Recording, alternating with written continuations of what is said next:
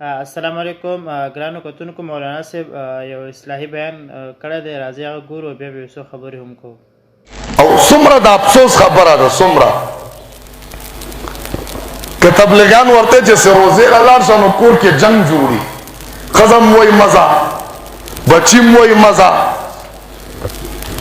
وروڼه م وایي مزه، مور پلاره م وایي مزه.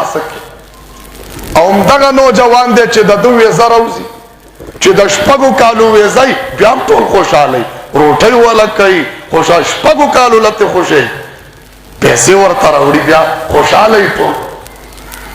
او که څه تبلیغان ورته چې موږ سره یو سروزه ولګو، یو چله ولګو، بیا په کور کې څومره لویه غویمۍ او څومره لوی جنګونه دا به اوس څلوېښت ورځې همداسې ګرځي، پیسې به خپلې لګوي او ګټي بالا. زمونږ د ناکامۍ د ټولو نه غټ اسباب دغه دي چې موږ د بچي په دیندارۍ باندې خوشحالېږو نه، په دنیادارۍ فخر کوو. پیسو ګټلو دپاره کړانه شپږ کالم جودای، 3 کالم جودای، خیر دی پیسې ګټي، بچی نه دی، مسافر دی. او ستا د آخرت ګټلو دپاره او جنت ګټلو دپاره 3 ورځو له هم نشي پرېښوی.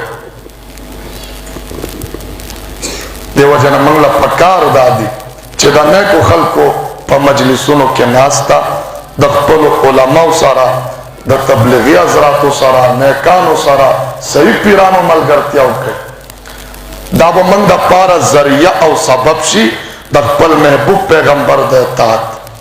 موږ ته چې دا دین ښایي، دا شپه ورځ په مدرسو کې چې دا شپه ورځې په ځان یو کړي، د الله قرآن وای، د رسول الله مبارک احادیث وای، والله دا علوم دا دې علماو محفوظ کړي دي، د دې علماو په امت باندې لوی احسان دی.